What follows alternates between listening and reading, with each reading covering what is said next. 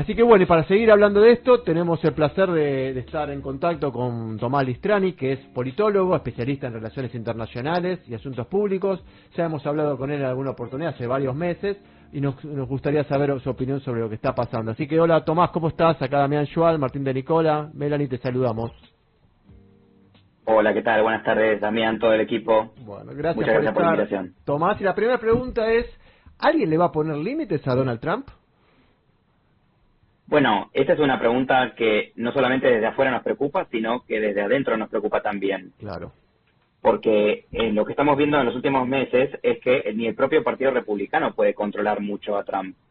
Es decir, Trump no es el mismo que el de antes, es decir, la primera presidencia. Ahora cuenta con un equipo propio y leal, más allá del Partido Republicano tradicional, más allá de que la Corte Suprema y las dos cámaras del Congreso las tenga a favor. Pero claramente ahora él es el jefe. Si alguna vez había alguna duda, ahora ya está fuera de toda discusión. Lo sorprendente justamente es el silencio del resto de los sectores del republicanismo, que serían los únicos que podrían de algún modo, desde las instituciones o del propio partido, controlarlo.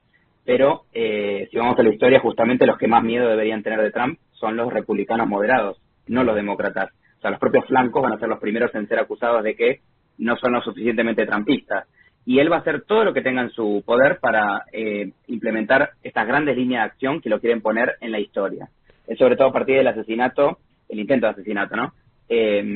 Siente que Dios le dio la misión de volver a hacer Estados Unidos grande de vuelta, desde el punto de vista histórico. Entonces va a prometer 8, 9, 10 cosas muy importantes, muy grandilocuentes, muchas de las cuales por la ley, incluso por la Constitución de Estados Unidos, no las pueda hacer, o por lo menos no del todo. Pero no importa, porque las 5 o 6 que sí pueda pasar con estas bravuconadas y esta retórica así muy grandilocuente, le van a permitir avasallar de algún modo tanto a enemigos como aliados. Y entonces, además del Partido Republicano, yo me preocuparía también si soy, por ejemplo, México, Canadá, Europa, que también puede en cualquier momento ser objeto de la retaliación de algún gesto que no fue bien recibido por Trump, y entonces, ¡pum!, subimos los aranceles, ponemos cuotas, claro, pedimos comprar parte de tu territorio, cerramos la política migratoria y demás. Tomás, de esas 8, 9, 10 medidas que mencionabas antes, ¿hay alguna que te sorprendió? Que digas, esto no lo esperaba, o esto no, al menos no lo esperaba en estos términos. Nosotros charlábamos con Damián incluso antes de arrancar el programa y nos mostramos un poco sorprendidos por la primera semana de Trump. ¿Hubo algo en particular que te sorprendió de lo que dijo?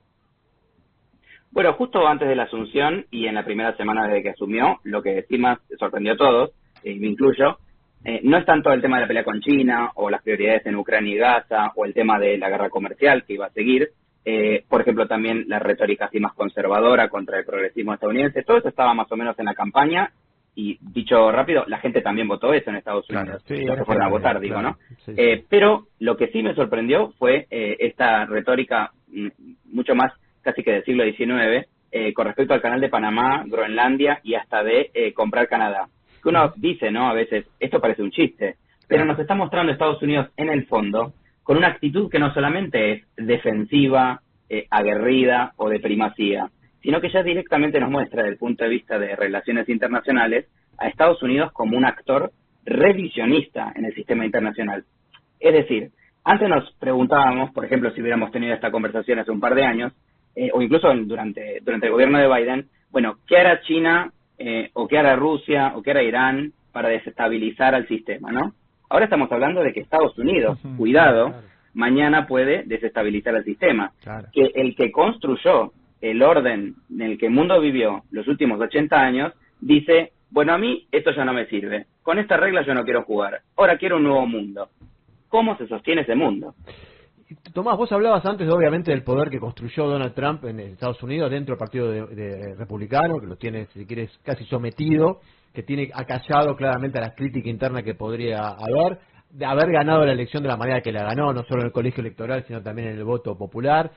Luego de, hace 4 años, no olvidemos, liderar o por lo menos ser responsable también de un intento de golpe de Estado, de la toma del Capitolio. Así todo volvió Trump. Pero también, ¿no te parece que hay un contexto internacional, un clima de época que lo ayuda mucho, con algunos liderazgos en Europa y en otras partes del mundo que avalan y que sostienen también este impulso de Donald Trump, esta avanzada? Absolutamente. Para poder ver el cambio que estamos verificando tanto en los países, digamos, más importantes como también en todas las regiones, sin excepción, pasa en América Latina y lo sabemos bien, pasa en el sudeste asiático, pasa en África, por ejemplo, en el Sahel, que tenemos nuevos tipos de liderazgos que o plantean un nacionalismo así como refundacional o en contra de las élites internacionales y el progresismo que se había gestado desde la globalización en adelante, ¿no? Los últimos 30 años, básicamente de los 90. Y entonces hay como un corte distinto que nos muestra básicamente lo siguiente. La gente, cuando puede votar en democracia, está votando para controlar el mundo que está cambiando demasiado. Lo que estamos viendo en general no es que el mundo no cambia, sino que cambia, pero no como la gente quiere.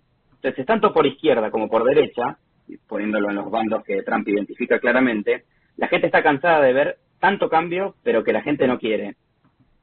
Está todo yendo demasiado rápido, nosotros no sabemos para dónde puede ir, mis prioridades se ven amenazadas, por lo tanto yo voto líderes fuertes, que me prometen en general volver a una grandeza del pasado, que simplifican la realidad, que cada vez es más compleja, me prometen que va a avanzar la tecnología, que me voy a sentir en mi puesto de trabajo más asegurado, que el cambio climático o directamente no existe o a nosotros no nos va a llegar. Entonces tenemos un discurso, como decías bien también recién, que habilita de cierto modo estas visiones más triunfalistas y que además nos acostumbran a que estas personas que antes estaban, y lo sabemos bien de vuelta, en los canales de televisión a la noche gritando, ahora tengan partidos políticos, nos acostumbremos que hace por lo menos 10 años sean tercera o segunda fuerza, o sea, líderes de oposición, ya en Europa tengan ayuntamientos, gobiernos de provincia o incluso a veces formar parte de coaliciones de gobierno parlamentario, y en el caso de los presidencialismos, llegar a la presidencia. O sea que esta gente no es solamente ya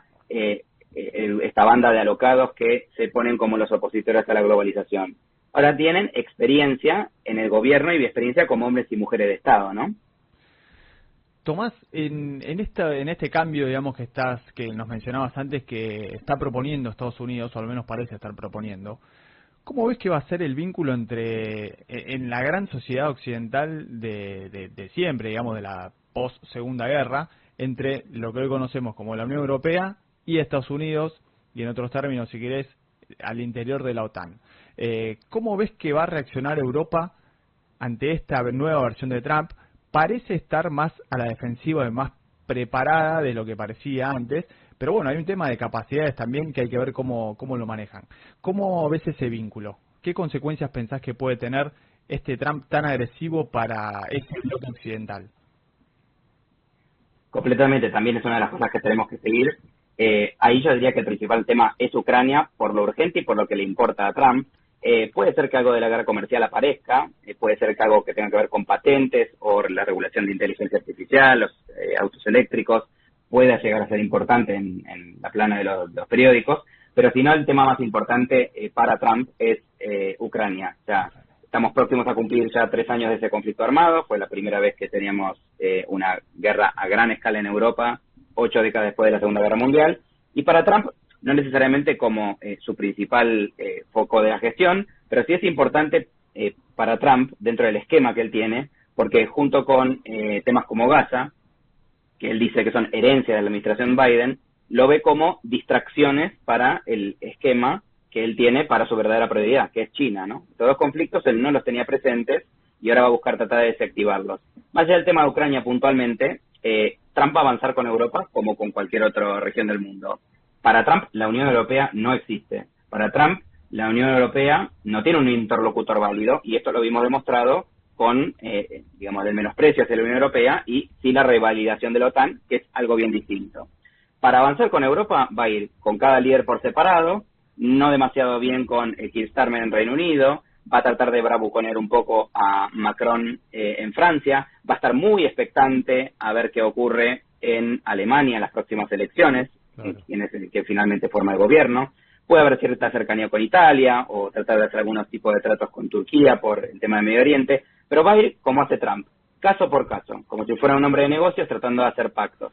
Y esto, desde el punto de vista de Europa, los europeos lo tienen súper en claro, el propio Macron lo dijo, ¿no? Europa no puede quedarse dependiendo de ver qué va a hacer Estados Unidos o no. Ya cuando Trump parecía que iba a ganar, y luego obviamente se verificó el resultado, hasta ahora la asunción, en los últimos meses La Unión Europea se reorganizó, trabajó sobre temas de defensa y vamos a ver qué hacen para, ya, digamos, no esperar a Estados Unidos y tener una relación un poco más de igual a igual, por lo menos en términos discursivos.